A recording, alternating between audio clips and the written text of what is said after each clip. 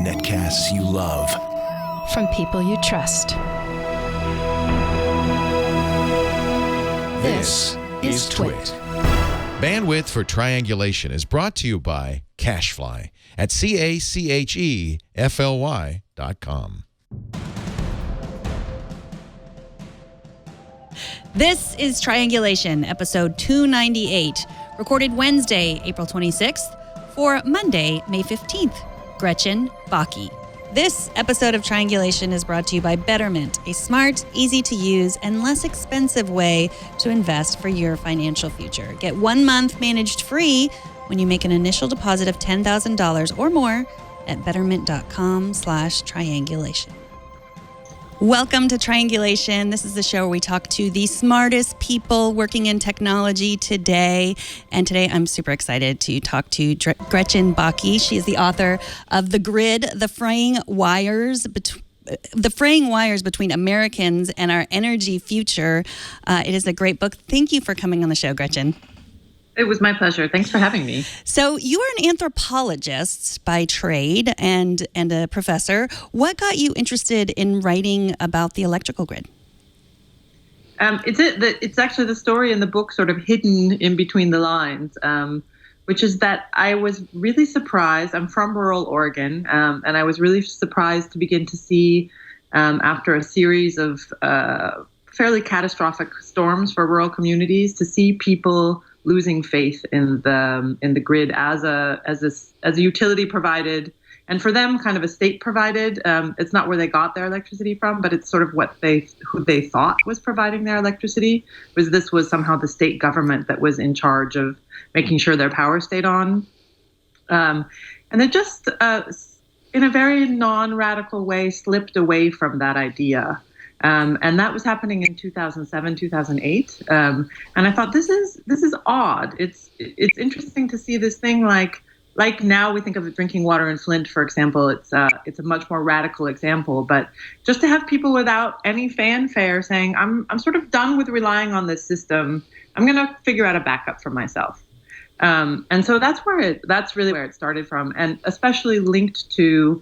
They started to have these conversations about how bad diesel generators were because you had to have diesel to fill them up with, and how angry they were at the town because they weren't allowed to have small wind turbines, and it's cloudy all the time, and so you couldn't have solar, and how were they going to actually create some sort of energy security for themselves, given that the utility couldn't do it anymore? And so there was kind of a level of nuanced policy understanding and infrastructure understanding and supply chain understanding that was very surprising to me for public school teachers and nurses and just shop owners, just townsfolk. So I started to follow that, and that almost immediately led me in Oregon again to the problem of all of the wind that was being installed at that point and continues to be installed in the Columbia River Gorge, and how that was sort of wreaking havoc on the grid locally. What happened, though, in the process of learning about the system is that the changes that have been happening to our electrical system have taken off since 2008. And so that was just good luck on my part. I mean, I saw the beginnings of it, but just watching how fast everything has changed. And in 2008, the worry was like wind. How are we going to deal with all the wind? And now it's, distributed solar. How are we going to deal with all the distributed solar? We've kind of figured out the wind problem, and we're on to the next problem. But this mass integration of renewables that is just sort of tumbling forward, the retirement of coal, people being sort of mad and turning off nuclear power plants, all of these things have really significant ramifications on the way that the infrastructure, the electricity system is working. Bill Gates picked it as one of his favorite books of last year, and he called it his favorite genre. Books about topics that seem mundane but are actually interesting, which is one of my favorite genres of books as well. So why don't you talk a little bit. The book begins with a description of Grid Week, which I had never heard of. You make it sound sort of like a very, very tame, like fraternity rush, and maybe like a Boy Scout camp. There are a lot of mostly men sitting around discussing our electrical grid. Talk a little bit about Grid Week and why it's important. So it's still happening. It happens every year. So you can go. I think it's now called Smart Grid Week. I think they added smart in. And at that time, I would guess probably still now, it was so people who were somewhere in the upper echelons of their companies, often utility companies, sometimes government, sometimes startups, more of that today, sitting down to just talk about the changes that were happening to the grid. And what was interesting is that I was at the 5th Grid Week that year. The year that is talked about in the book was the 5th one, and the first one had like 250 people. By the time I got there, there were around 5,000. Now it's gigantic. Wow. So this interest, and it's also gotten younger. But essentially it is just some people from government coming. At that time, the Secretary of Energy was there, Secretary of Commerce was there, just talking about where the government thought things were going. And then companies talking about, in some ways, like how to get government money. That was a lot of what was going on. I overheard a conversation, which is not in the book, which was, it went roughly like this, like, "Oh, hey, Bob, I didn't know you're interested in the grid." and Bob said, "Well, we're interested in in subsidy money." So it was this kind of mix of people who are deeply invested in creating standards. And this is, again, like one of these insanely boring things that is so important to how the grid actually works, because the grid is so big and so complicated that there are all of these standards. And as it gets more and more smartness into it, those standards are just exploding. So there's all these people who are really invested in sitting in meetings and writing these standards, together with people who are there to kind of figure out how to make a buck. And that's part of what I love about the grid. I mean, that's why the book itself becomes this American story about this mix, all of these mix of kind of characters and values and ideas and systems, and like people working for the public good, nonprofit companies, for-profit companies, companies that people hate, companies that people love, hippies, senators, like they're all Wall Street, venture capital guys. They're all kind of coming together in the production of this infrastructure, and they have been doing that since the very beginning. And so Grid Week was just this way of seeing what's happening now. And it was there that I learned about sort of the fiasco in Boulder, Colorado, because it was really this moment at which the smart grid city, which was the idea for Boulder, was still being talked about as this sort of dream, while simultaneously there were people there from Boulder who were saying, these are people who work in the electricity industry who are saying, stupid smart meter, like I just took that thing off my wall and put it in a drawer. So you had the talk about how awesome everything was going to be right next to the activities involved and how awesome it wasn't.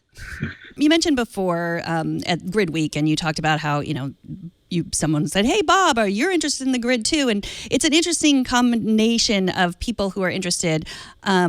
I grew up in Texas, where you don't necessarily think of it as a place that is teeming with environmentalists, but they have a huge wind power industry there, and it's mostly an area of economic growth for them, right?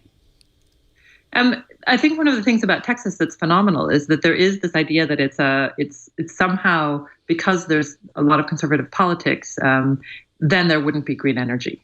But in fact, because Texas has its own grid, and we can maybe step back and say, what is a grid? Because a lot of people don't actually have a good sense of that. But in the U.S., we have 3 of them. We have one for the West, one for the East, and Texas has its own. And this is historically, this was a historical case because it allows for secession. So it was this way of making sure that if Texas needed to leave the U.S., it could do that easily.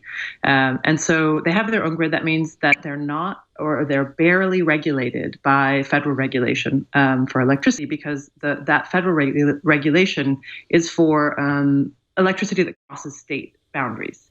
So Texas can kind of do what it wants. That means that there's all kinds of creativity that's going on there. And because Texas knows how to make money in the energy business, that's something that there's a lot of people in Texas that have experience with. And because people knew for a long time that oil money wouldn't last forever, there's been a lot of investment in wind. And now, because the wind in Texas blows at night, there's coming up a lot of investment in solar. So there'll be a huge amount of solar is going in Texas for daytime electricity. There's already a huge amount of wind in Texas for nighttime electricity, and that makes it. I think it's the highest wind capacity in the world. It's non-negligible, the amount of wind that's being made in Texas. So much so that there is one utility in Texas that at 9 p.m. your electricity is free after 9 p.m. because the wind does blow at night. And so you can kind of imagine half of Texas standing up at 9 p.m. and walking over and pressing the button on their dishwasher, turning on the laundry machine. And so when we talk about the Internet of Things, and this sort of jumbling things together, but we can try to get to sort of tease it all out. But when we talk about the Internet of Things, it just means somebody doesn't have to stand up and walk over and press a button, right? That the machine itself will already know what's happening with the grid and will be able to respond to that appropriately. But this kind of forward-looking, or I would guess ample attitude towards new energy sources that you see in Texas, it's happening in all of the states that have a long history of engagement in the energy sector. So Ohio is also quite forward-looking, and this is I think surprising to people. That being conservative in all kinds of political ways doesn't actually map onto being conservative in terms of renewable energy. Absolutely. So let's talk about storing electricity. Say the sun is shining during the day and then the wind is at night. I just moved, so I had solar panels. We put solar panels on our old house, and we live in California. And looking into it now, but in California, we're told I don't actually use the electricity that I get from the sun. So we're sort of told by PG&E that it's just stored for when we need it. But what you're saying is that the grid has to manage all that. During the day and during the night. So is it not storing this energy? It's not storing electricity. Oh. There are 3 giant batteries that have just gone online in California. And those are a result of this Alito Canyon natural gas facility that was leaking like a sieve. And so California decided that they needed to check all of the natural gas infrastructure. And because they've made the transition away from coal and away from nuclear, natural gas is what California largely relies upon for its base. So suddenly pulling that out meant that there was there was going to be a problem of reliability. So that meant that these big battery projects, which were sort of in the works and were being kind of carefully worked out, they were suddenly pushed ahead at 125% or 200%. The stories about how they built them are kind of crazy because it's it's 3 shifts and they're just working around the clock. And those have literally just come online, so nobody really knows yet how they're going to work in relationship to the grid. But that's basically it for this very, very, very little grid scale storage. Anywhere on the grid.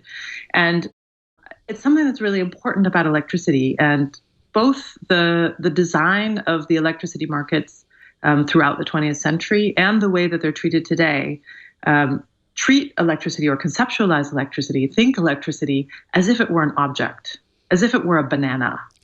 But it's not, it's a force. And so it has totally different physical rules that apply to it than everything else that's in our world. Everything else that we make, we buy, we stockpile, we sell, we can choose between. It just doesn't work that way. So electricity, when it's made, it's essentially in an electrical generator. You have an atom, and the electron. It's a tearing It's using energy, so it's using, let's say, natural gas to tear electrons off of atoms. And every time it tears one of those electrons off, that electron moves like a tiny, tiny bit. I'll make it like this, but it's much tinier than that.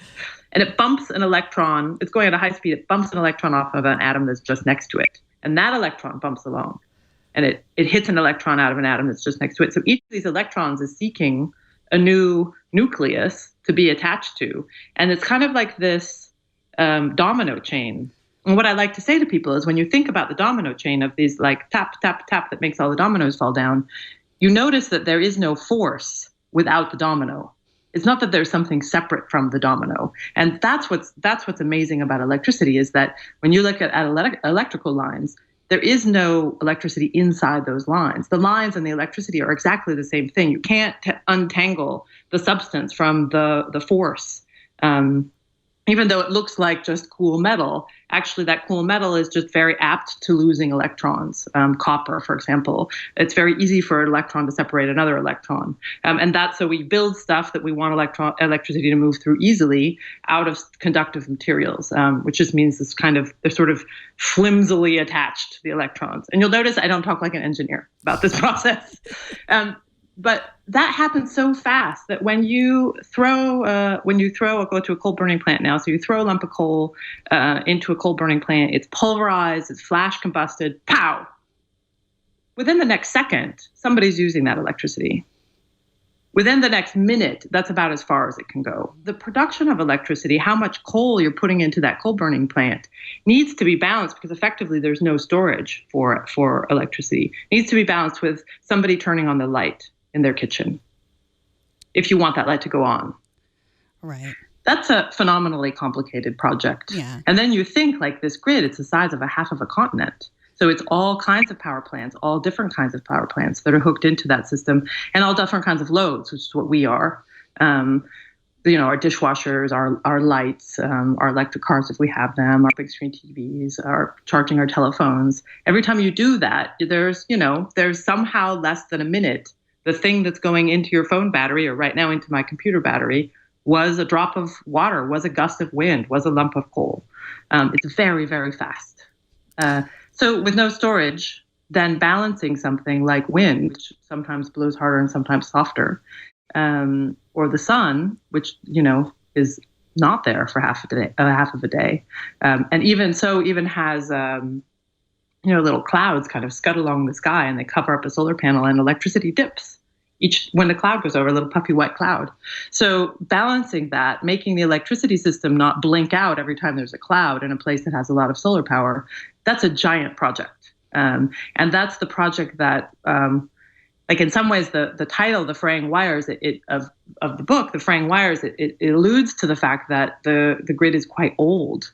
But the challenges actually have to do not just with making sleeker wires. It has to do with rethinking the very structure of the system to accommodate all of these renewables. It's totally doable.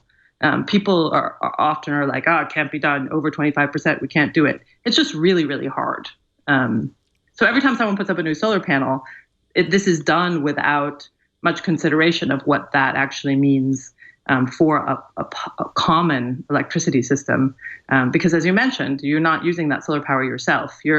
When your utility says you're storing it, it just means somebody else is using that power right now. And later, when you use electricity, you're going to use power that's made by some other means. Well, what about You're on the grid.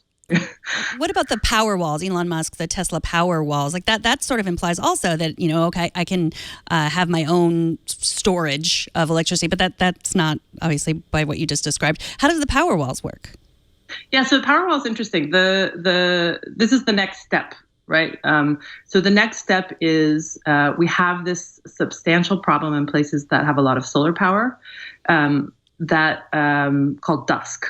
So it seems so trivial, right? Dusk.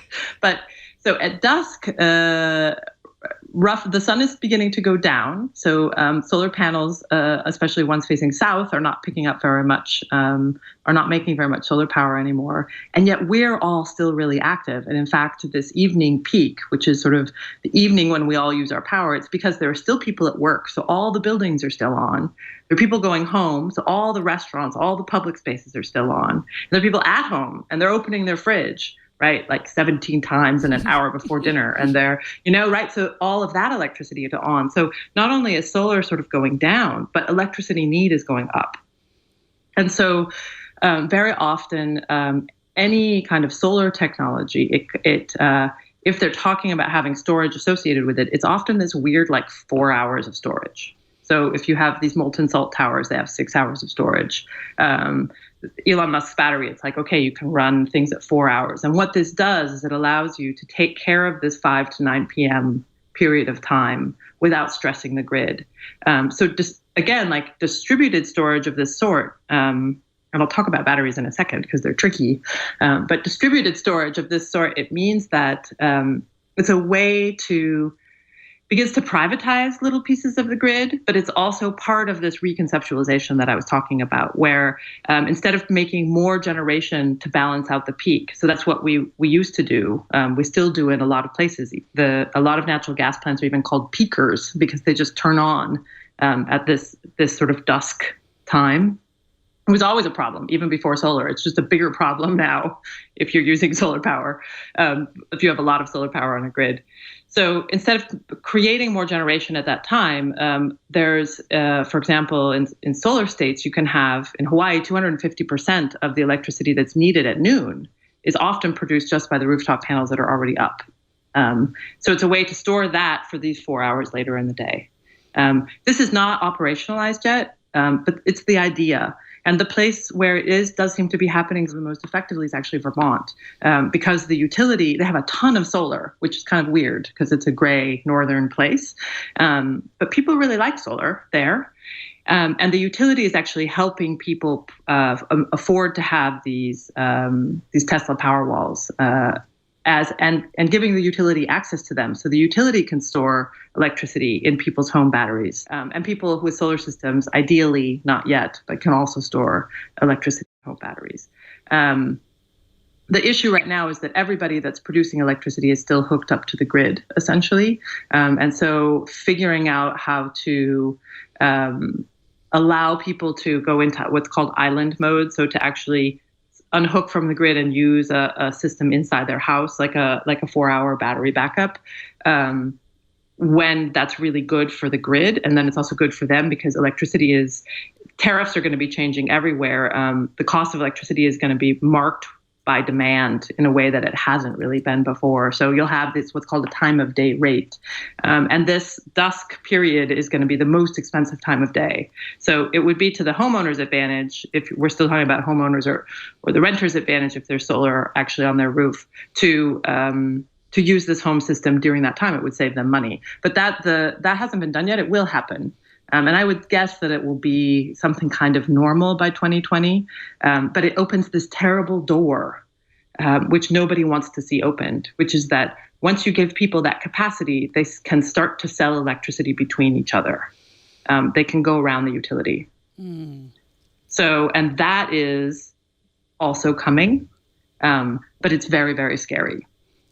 Why is it scary? Do you mean scary to the utility companies? It's scary to the utility companies. It's very, very scary to the utility companies. And it's also very scary to the people who manage the grid, because suddenly you're going to have people selling and buying willy-nilly without thinking at all about what wires are capable of and what wires are there. It's already hard enough to plan anything, given the complexity of the system. So trying to understand how to make, it's called person-to-person energy trading, how to make that something that isn't actually dangerous to the well-being of the system as a whole.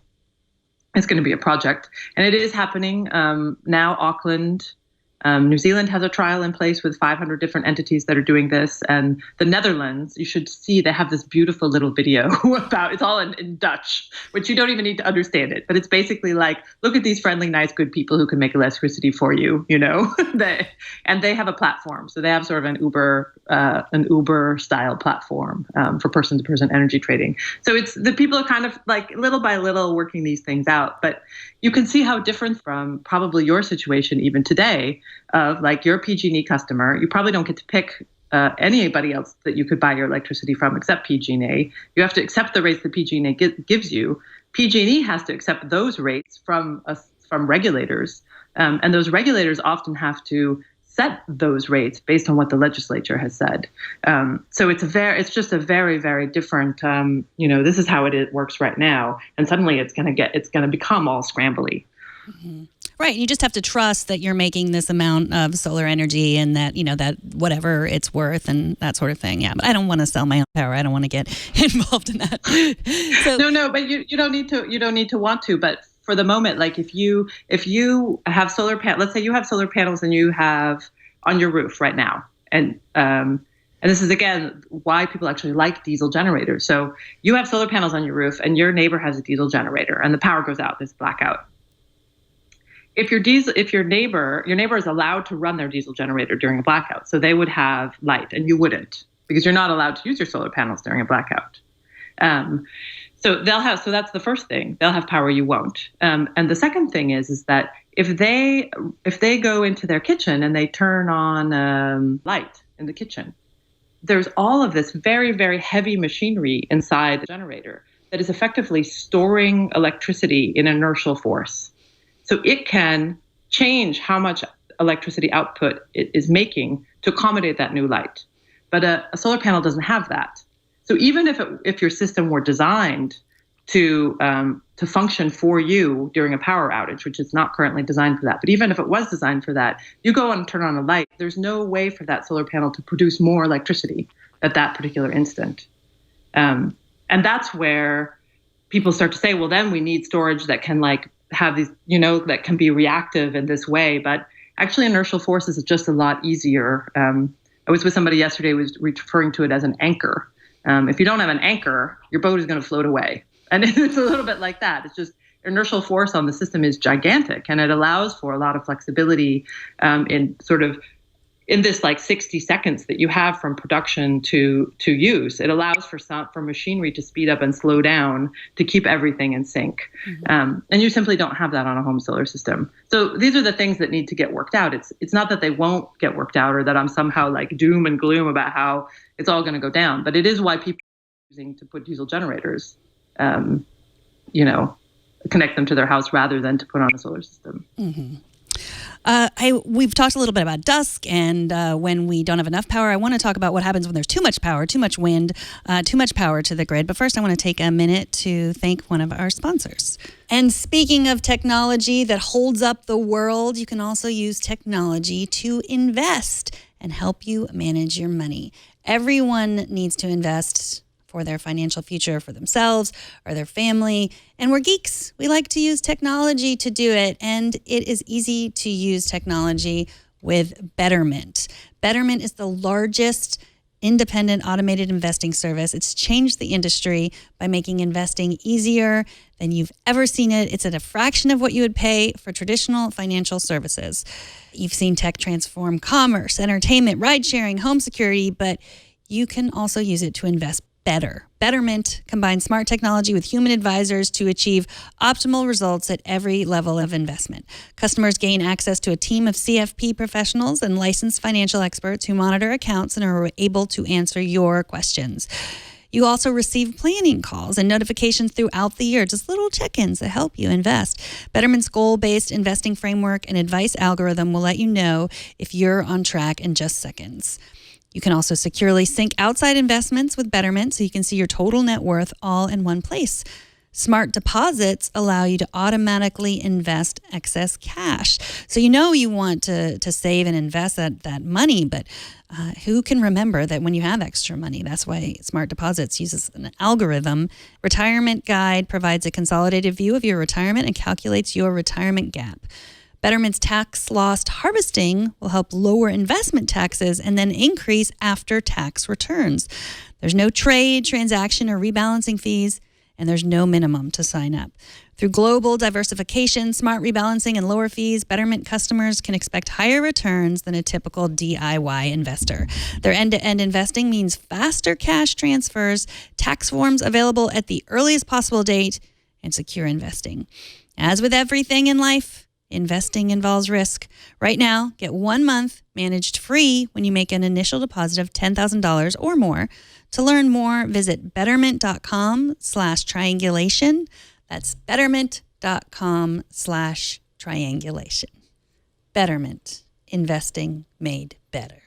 I am talking to Gretchen Bakke. She is the author of The Grid. She is an anthropologist and a professor. We've been talking about energy and what happens when there's not enough at dusk, when everyone's relying on solar energy. But what about if there's too much? Can you talk a little bit about what happens on a particularly windy day? What happens to the grid? So on a particularly windy day or a particularly sunny day, depending on what kind of generation you've put up, this variable generation, either wind or solar, tidal is also variable. When there's a lot of wind, the wind turbines spin faster. When there's less wind, they spin less fast. When there's no wind, they don't spin at all. And from the 20th century, we have this fear from oil, from the history of oil, of shortage. We won't have enough. We won't have enough. We won't have enough.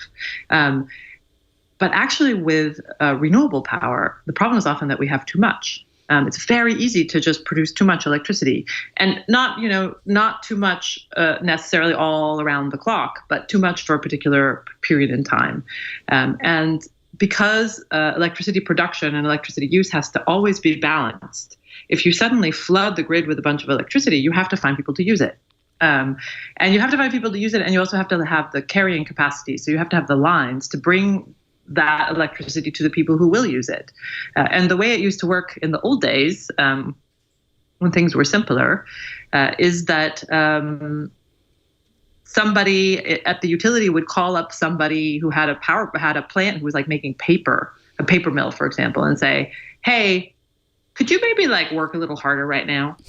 Or like, we have all this electricity, we need it to go somewhere, so we'll just give it to you for free, but we need you to use it. And the reason for that is that if you have too much on the wires are rated for a certain amount. They basically have a fuse on them, so they'll turn themselves off self-protectively, so that they don't burn out. And if they don't do that, then they burn out, and you have to replace pieces of them. You have to get guys up on those little cherry pickers, that go up, and like, super dangerous job.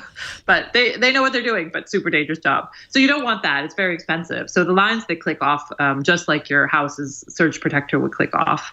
And then the electricity isn't going anywhere, and you get a blackout.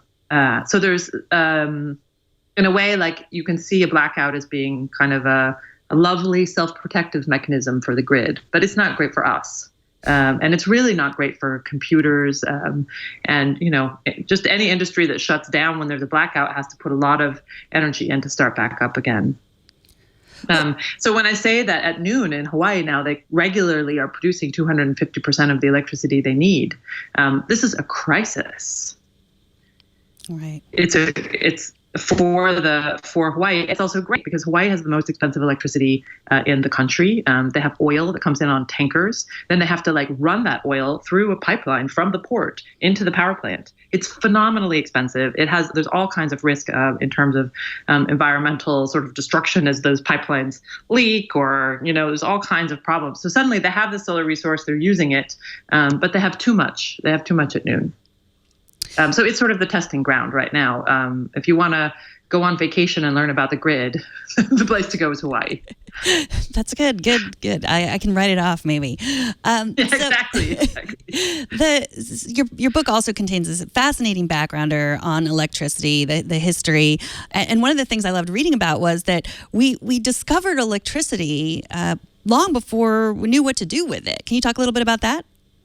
Yeah, I mean, we think of it as this very somehow common or necessary product. But no, we actually, the electric battery was invented 100 years essentially before people started to get electricity regularly in their homes. We could make electricity for 30 years, quite reliably make electricity for 30 years before anybody had any idea what it would be good for. But there was sort of simultaneously, it was understood that there was a need for better light. So there were a lot of people who was like, we have this electricity thing, we need better lighting systems. There must be a way to bring these two things together. So the early history of electricity, which, there's a new movie coming out, another one of these, brilliant geniuses, bat heads, kind of Edison, Tesla movies. People love that story.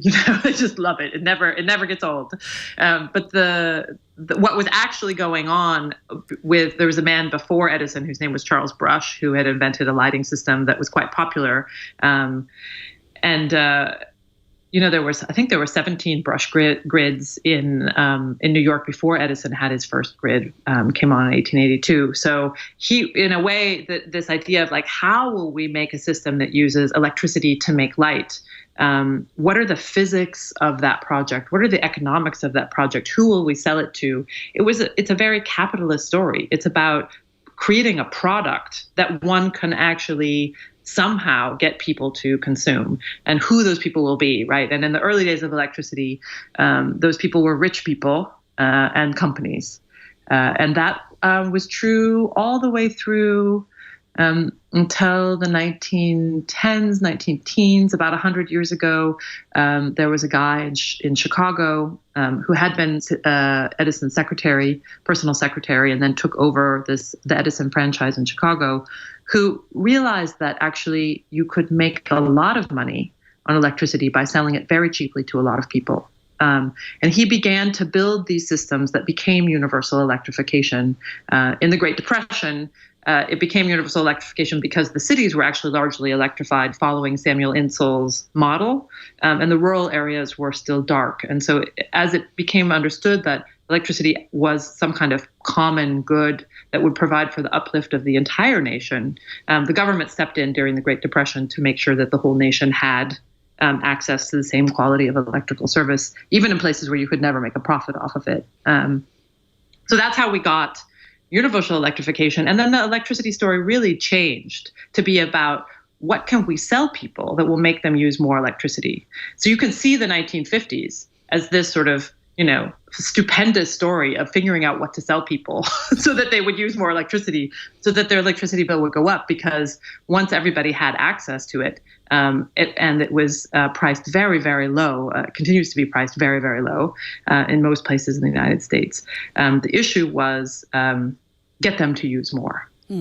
So then you have companies like GE, which we now think of as an appliance company, but it was a part of this shift from it was Edison, General Electric. It was about supplying electricity, and then it became about supplying refrigerators, very, very power hungry refrigerators. So that's the very fast story, very fast story. And then, the conservation becomes part of it. Environmental degradation. People begin to understand what all of this consumption is actually having an effect on the world. Electricity, the idea of efficiency and conservation comes in the, I would say already in California in the late 1950s because of the smog crisis, but certainly by the late 1960s with the nuclear power plants, 1970s, all the way up until 3 Mile Island. Everybody's learning to turn off the light when they leave the room, and the electric companies are completely stunned because they've never had a decrease in consumption in the entire history of their working world. Consumption has always gone up. And suddenly it wasn't. And actually in the US today, even though we're adding a lot of people and we're adding a lot of machines, the efficiency is getting so good on these machines. It has in fact become an industrial value to create a machine which is electrically efficient. That use in the US has been flatlined since 2007. Wow. That's shocking with all of all the devices that we have. When I look at my surge protector at home and the 5 iPads that are plugged into it. Exactly. We should use way more electricity, but each generation is more efficient. And again, I was just talking to somebody last week who said that they'd replaced their fridge and their electric bill went down by half. Wow. So it's just, even with computers, like each generation of computer will use half as much electricity. So each time you update your computer, it's a much better machine from that point of view. But this again adds to the story. It adds another layer to the story of how do we manage this electricity system, which is not following in all kinds of ways, in economic ways, in ways related to physics, in ways related to business plans, in ways related to people's ideas about what is good and what they want from, or how they can intervene in an electricity system. All of these, the planetary good, right? All of these things are changing simultaneously, and they all have to do with the grid. Mm-hmm. Well, it gets back to what you said before, like electricity is not a banana. So, when I plug in my super efficient computer versus when my daughter is straightening her hair with the 3-year-old straightening iron, and you're able to see how much electricity, if we're able to actually see how much one of those, you would assume that the computer would take a lot more, but really you have no idea. We have this lack of knowledge about how much electricity our devices are using. Yeah, and I have this secret theory that one of the reasons that people like this deal where where you get solar panels and then you pay a set rate every month, like as if that was part of a mortgage, as opposed to getting this electric bill that makes no sense. I have this theory that part of the reason for the solar explosion isn't that people are suddenly paying less money for power, or that it's cheaper, or they have some sort of financial self-interest. It's just they understand the bill. because nobody understands their electric bill. And you can make all of these choices about not, for example, not using as much electricity, make everything super conservative, get the Nest thermostat, do all this stuff, and your electric bill can go up. Right. And it's because there's time of day tariffs in there. It's because you pay more for the first set number of kilowatt hours you use in any billing period than you pay for the ones after that. There's all of that is hidden in the structure of the bill, making it almost impossible to do things in your life and see them reflected on that piece of paper, virtual piece of paper. Right.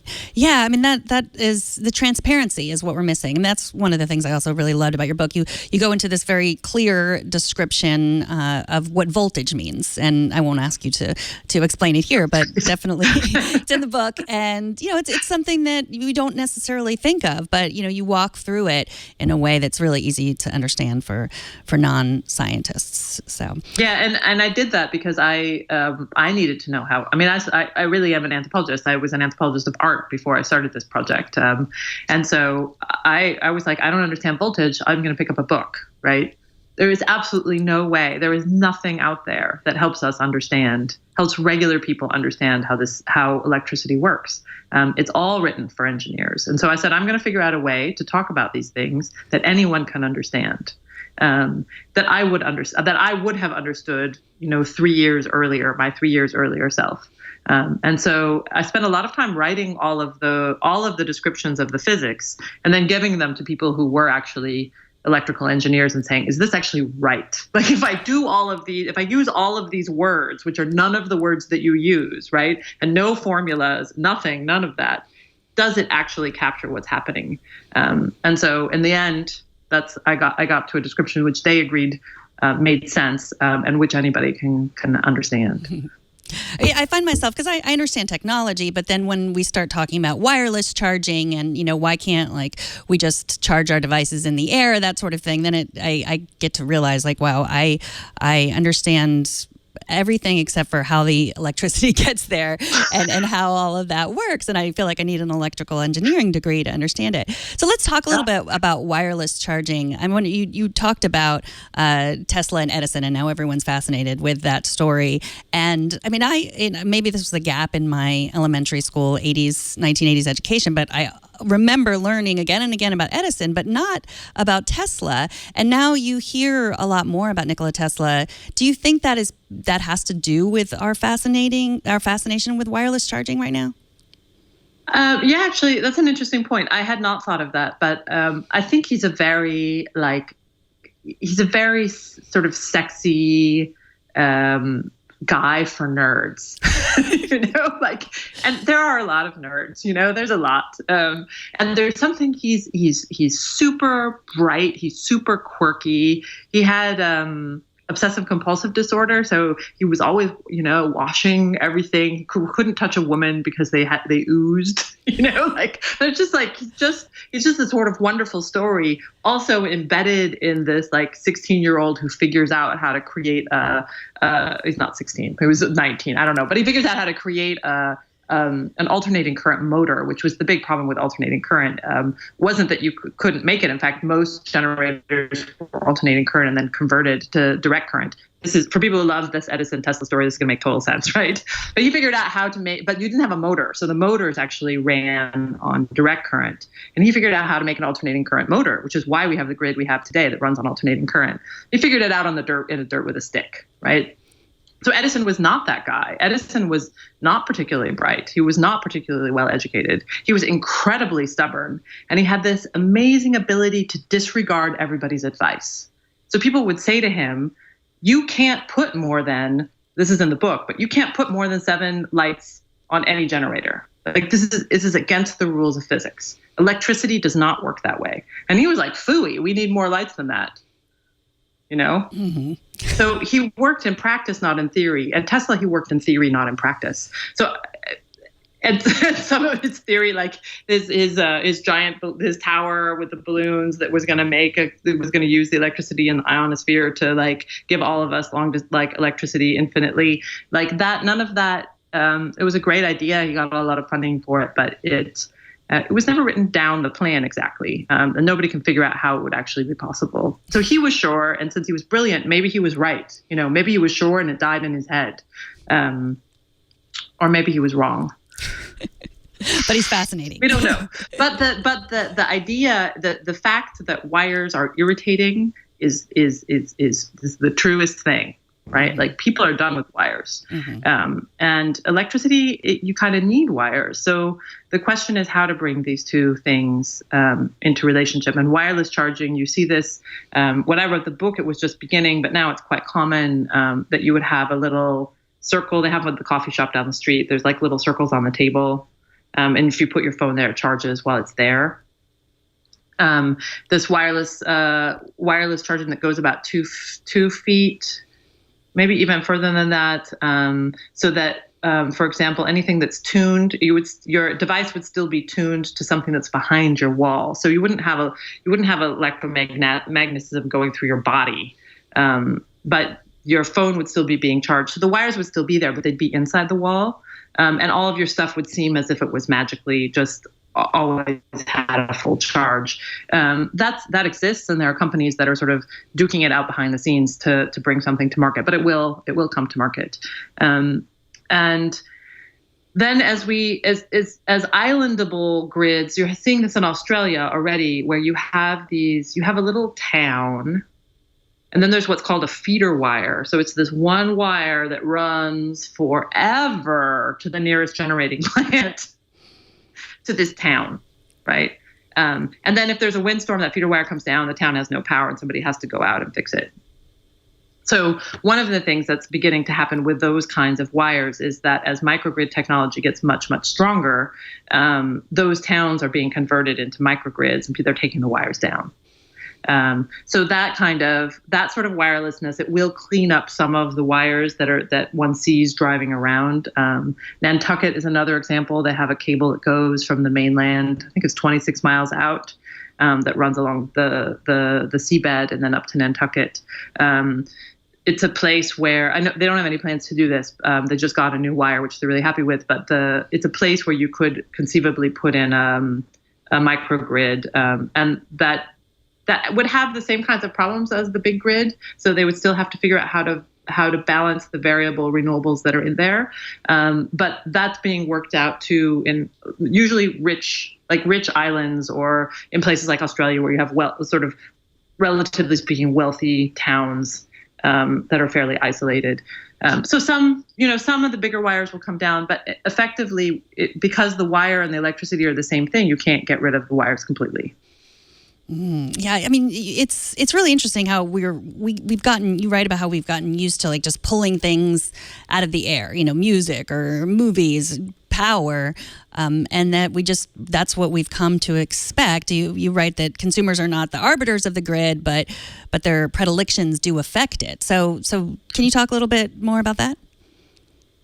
Yeah, I mean, I think that's the thing where we're pushing at all of the time at the system these days, and there were ways in which there were like these little kind of radical pockets that were doing that already beginning in the 1970s, but it's become kind of to go back to where we started the conversation, where it's become somehow okay for people who don't know anything about electricity and who aren't radical in any particular political kind of way, who don't have some sort of great ideological push to make their electricity system work differently, are nevertheless making decisions about that electricity system, about the governance of a local network. For example, there are towns that are in California, especially, but also in New York, there are towns that are defecting from their utility and creating their own little, managing their own electricity supply independently. And it's only going to be a matter of time before they figure out how to do what's called islanding, which means that they can be connected to the big grid, or they can shut themselves down from the big grid. So if there's a blackout, that little island will continue to work. So that's pushing it. Certainly this feeling of not wanting to like hunt around for an outlet is pushing it. And when I first started the book, I was sitting I think actually in LaGuardia, airport, and there was this guy in this like suit that cost more money than I would make in 6 months, right? Sitting on the dirtiest carpet you can imagine with his phone. At that point it was like a PDA. It was one of these with Blackberries, right? Plugged into this like totally ill-placed outlet. And I was like, that's going to change, right? Like that's just not how it's going to keep being. And then we got these, like by the time I had the first draft of the book done, they had these little tower of power, now in the airports. So you can sit in a chair and plug your stuff in. But then what's coming, obviously, is that there'll be probably a system you have to pay for, but it'll be hidden in the walls. You log into it with your phone. You set the frequency correctly. It's probably the wrong word, frequency, for the engineers out there, but you set something correctly, and your phone will simply charge from the system, and it will drain some kind of money out of your bank account while it's putting electricity into your phone. But you won't have to plug it in at all. And why is it, you write about this in the book, that, wireless, like pads charging is been around for a while, like forklifts get charged on pads. But, many people use iPhones in the United States. And why don't they, any ideas why they don't have that yet? I mean, I think it might be coming, but why? Yeah, they will. They will. And I'm actually not even sure. I should look at the latest version of the IKEA software, but I think that it might actually charge iPhones at this point. It's the technology for the Android is just a little bit simpler. Interesting. There was a blackout that was caused by one of the most mundane reasons in 2003. Can you tell a little bit about that story with the trees that involved this huge blackout? Yeah, did you read there's a footnote, a secret little hidden footnote about that story too. So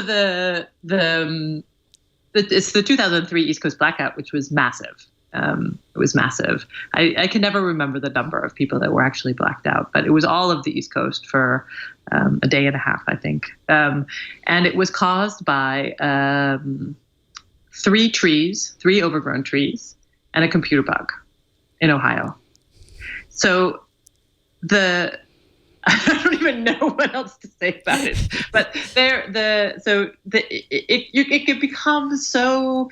It becomes in some ways so the details of it become so mundane, which is that the greatest threat to our grid today, despite all of its worries about terrorism and all of the worries about how unthinking individuals are actually intervening in the workings of the system, the greatest threat is actually foliage. And so you should look at trees with this sense of horror. I look out my window and I see a tree basically wrapped around an electrical feeder that's coming into my house. Right? I can't get up there, the branches down. So that's everywhere. That's the world of the grid, is that there's just a lot of trees in America, and they grow. And a lot of them are on private property, and a lot of them are on city property, and cities don't necessarily have the money to keep up good tree trimming schedules. Utilities find ways to spare money by limiting or making optional tree trimming schedules. So they'll go from trimming every 3 years to trimming every 5 years, and even if they don't meet that, there's no oversight on that. Or having a crew with 3 people to having a crew with 2 people. And in this way, they can kind of balance their budget. The utilities are having a lot of trouble fiscally right now, so they are trying to find ways to just stay afloat. And tree trimming budgets is a good way to do that. But what that means is that I think PG&E actually made a clearance. They made their clearance 1 inch, something like that. So you have a tree that's 1 inch from a power line. If that line, on a hot day, lines sag, metal just does this, it just sags down when it's hot out. And so that 1 inch means nothing. A line is going to touch that tree, or a line is going to be close enough to that tree to touch that tree, for the electricity to jump, to arc, it's called, over to the tree. And that's what happened. That's what started the 2003 blackout, was a tree which was a little bit too tall. It's not clear. We don't have a count on the actual height of the tree, because when the federal investigators went back to find the tree, it had been cut down and all of the wood had been stacked up. It was missing the very top piece. So they and the utility said that someone must have just taken it home for firewood. Huh. So nobody knows how tall the tree was. And for this reason, there have been no criminal charges against the utility, because there's no proof that they, in fact, let the tree get too tall. But what was left of the tree was already really, really tall, probably taller than it should have been, right? And we know that particular utility had been cutting its tree trimming schedule. They had actually moved it from a 3-year to a 5-year. So whatever, the trees are growing. It's a problem. So that tree touched, and when a tree touches a wire, one of the things that happens is it will short the wire out, or the wire will arc, which means it just shoots lightning. Essentially, instead of following the wire, the electricity goes wild, and it just turns into lightning, and it just shoots out and hits whatever is nearest, exactly like lightning does. And it's usually the nearest thing is the tree, but it can be the roof of somebody's house or something else. And yeah, of course, what's funny about that story is that there's a kid who's at home, a teenager who's at home under that first tree, and he's 18, but he's sitting at home, and he hears this giant bang, and then all of his outlets start to smoke. So they had to buy some new appliances, those people, after that. And then, so that happens. And then there's there are 2 more trees. It was quite a hot August day. So the wires were sagging down. That's part of the problem. So there were 2 more trees that shorted out. And at that point, the electricity that's moving through the system, so electricity is always going to where it's needed. It's, one of the natures of electricity is that where it sees sort of this call of least resistance, it will go in that direction. It's called a sink. So there isn't somebody that has to program the grid when you turn on your light to say, like, electricity, come over here. Electricity notices that there's a pathway open to it, and it moves there. And it doesn't take the shortest route, because it travels at sort of roughly the speed of light. It just takes all the routes. So to make an electric grid work, you just need a lot of routes available to the electricity. But when you start to take down wires, these duplicate routes, there's only so many duplicate wires in place. So they start to come down, and the electricity still wants to go where it was going, where it's needed, where there's it's like your light that's turned on is calling out to electricity over here, and electricity is going in that direction. But it can't get there. And so it starts overloading the smaller wires, it starts overloading wires. And those wires then click off automatically. They have this fuse box thing that I was talking about before. So they're not dying. They're just self-protectively shutting down. Then the electricity has no way to get to where it's going. So all of this is happening, and it's the beginnings of a blackout. That's what you could call the beginnings of a blackout. And meanwhile, in the control room, there's a computer bug that is making it so that the alarms, neither the on-screen alarms nor the auditory alarms, are going off. They'd had a computer upgrade at midnight the night before. Nobody knew that this had happened. So the guys in the computer room there's nothing to tell them that the system isn't working the way that it should be, except people start to call on the phone. Say there's smoke coming out of my outlets. Yeah, there's smoke coming out of my outlet. But even like people one utility over, it's just like there's something really wrong, right? And in the control room, and it's called First Energy in Ohio, they're like, no, we don't see anything. Everything's fine. After like the 10th one of these phone calls, they start to be like, oh, something is not fine. They start to figure out that there's a problem.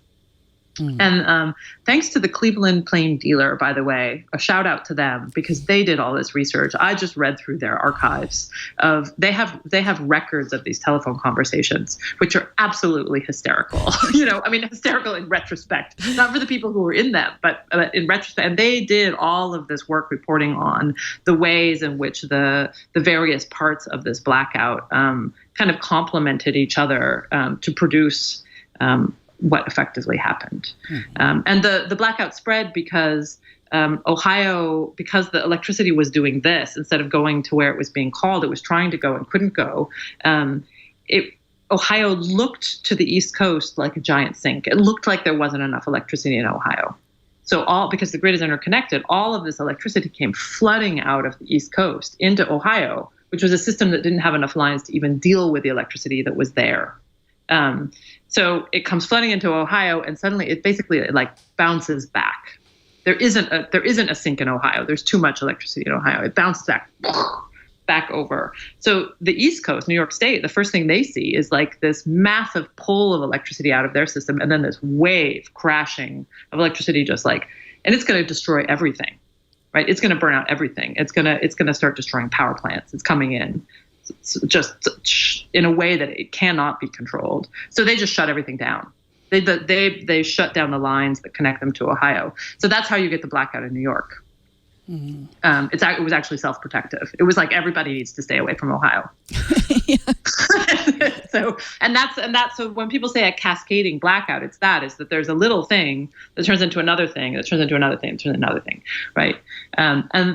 So that's the problem with that story. It's a beautiful story. It's dramatic in all of the perfect ways, right? But the problem with it is that it doesn't show that the other thing that had happened was the liberalization of energy trading that had been through the Supreme Court. It was a very, very long process, I think 10, 12 years in process, but it just become the law that you could trade energy in a way, you could arbitrage energy. So you could buy low here and sell dear over there. And that was a new thing. And it meant that there was electricity moving across distances that it hadn't before.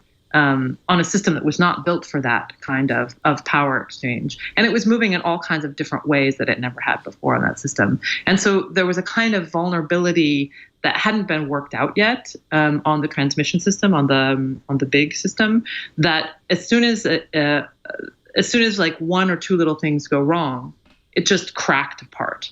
So the question is, could that blackout have happened a year earlier? Would it have been possible before the legislative change that made the electricity work differently on the grid? Would it have happened? And of course, we don't know that. And all of this money then went from the federal government into the transmission system. So we have quite a robust transmission system. In the meantime, right, everything that's happening now on the grid is happening on the distribution system, which is where none of the money has gone, because the reaction was, well, we don't want that 2003 blackout to happen again. So we'll react to the circumstances which produced it, right? But under the wires, so sort of what they say south of the meters or south of the substation. So you have the substation, you have a local substation, you have a distribution grid, which is a lower voltage grid. That's where you put your solar panels, where you're going to be selling energy from person to person one day, where storage questions come into play. All of that is happening here, smart meters. And then above the meter, above the substation, you have the transmission network, which is where generation used to happen with these long lines that brought power from big factories far away into urban areas. But now urban areas, they're making a lot of power right where they're using it. They're storing a lot of power right where they're using it. And all of that's happening on the system of distribution lines, which is not particularly robust. Well, and that gets back to the transparency, right? I mean, people whose lights went out in 2003 probably, very few of them understood what it had to do with that deregulation. And in 2000, I think it's the same thing. I worked in San Francisco, where first I was a temp, and there were, no one had computers, and then by 2000, 2001, everyone had. There were all these internet companies, and we would experience these blackouts and brownouts every day. We just all have to go home, and I just thought, well, this is because there's so many internet companies in San Francisco. But it was more had to do with the way PG&E was managing the power, right? Yeah, it wasn't just PG&E. It was actually a beautiful piece of legislation, because it was this rare bill. It was the California Deregulation bill that made everybody happy. So everybody was happy who put the bill together. But in the end, what the bill was just this sort of series of loopholes strung together with words. So as soon as it came out, it was obliging the utilities in California, both the big two, PG&E and Southern California Edison, but also all the little guys, to all behave according to a new set of regulations. And the utilities are very, very, very strongly regulated. So they don't there's no way for them to say, like, by the way, this doesn't work. Like, this new regulation, it doesn't work, actually. That's like a 3-year process. So there were all these loopholes. It was the internet was just happening, right? That's why were all these computers in San Francisco right then. And loophole exploitation was the name of the game. Mm-hmm. Everybody was doing it. And as soon as anybody could figure out how to do it with electricity, they were doing it with electricity. And we know about a lot of the gaming that was happening because Enron went bust And so we had access to the internal documents of that company, so we could actually see what they were doing. Essentially, I mean, some of the stuff that was very nefarious was like calling up power plants and saying, "Hey, by the way, you're scheduled for maintenance," right? Even when they weren't scheduled for maintenance.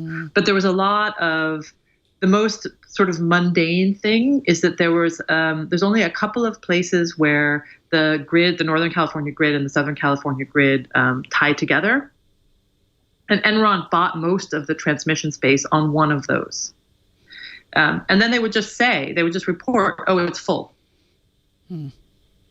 And even if it wasn't full, and then they would get paid to clear it up.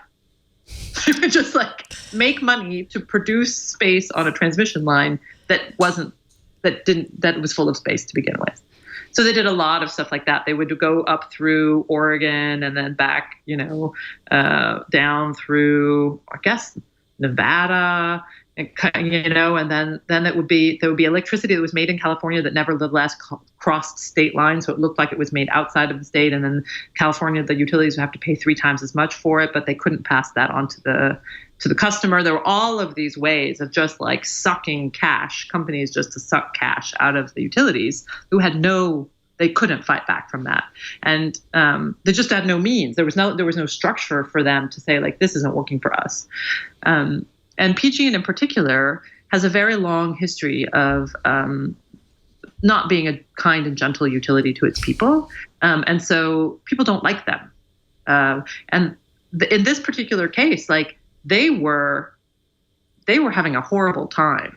But because also of this history of like people just not trusting PG&E, not liking PG&E, just assuming PG&E is doing everything wrong, they were like, but we can't, like nobody would listen to them. So when Enron finally blew up, then it became clear what was happening and the ways in which they'd had their hands tied behind their back by this terrible, terrible bill.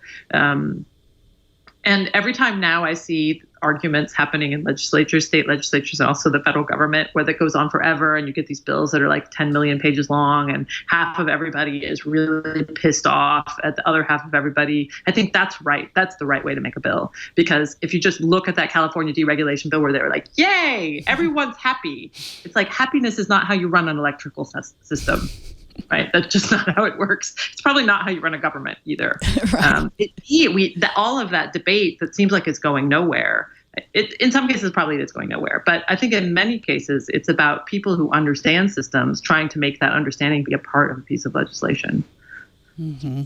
Well, Gretchen, thank you so much for joining us. I could talk to you for another hour about this. This book is full of great stories, kudzu, politics, Tesla, just some amazing stories. It's a great read. It's out now. It's coming out in paperback soon, right? This summer? Yeah, in July. And somebody just told me that it's a thriller for geeks. Yes. Which I'm going to see if they can put that on the paperback. It really is. And the story keeps going on. So it's not over yet. What are you working on next? I'm still, it's sort of sad because the biggest kind of ways in which the grid is resolving itself into something like a vision for the future or a structure for the future, it's happening right now. So I'm following that. It's not in the book, but it's just sort of seeing what's happening. In another year or two, I think something will have kind of settled down, in fact, and there will be a sense of the clear avenues in the directions in which things are changing. Whereas when I finished the book, it was still kind of a crapshoot. So I'm looking at those things and just trying to understand how they fit into the bigger story. I think of it. I haven't written anything, but I think of it as the phantom chapter. In some ways, I'm researching the phantom chapter of the book. So the sequel. Yeah, I don't think it will be a sequel because it's only going to be one chapter. But maybe, if they ever reissue it, I'll write the one chapter, or maybe I'll write something for, I don't know, like the Atlantic or something to kind of close the cover on the book, I guess would be the right metaphor. Awesome. Well, Gretchen, thank you so much. Gretchen Bakke is a cultural anthropologist. She's at Bakke, consolidated.org. And thank you so much for joining us. Yeah. Get the book. My pleasure. Thank you for all of it. It's wonderful to talk. Take care. You too. Triangulation records every Monday at 11 a.m. Pacific. Leo Laporte hosts along with me when I sneak in here. You can find all the old episodes of Triangulation, and you can subscribe to the show at twit.tv/try. Thank you so much for joining us.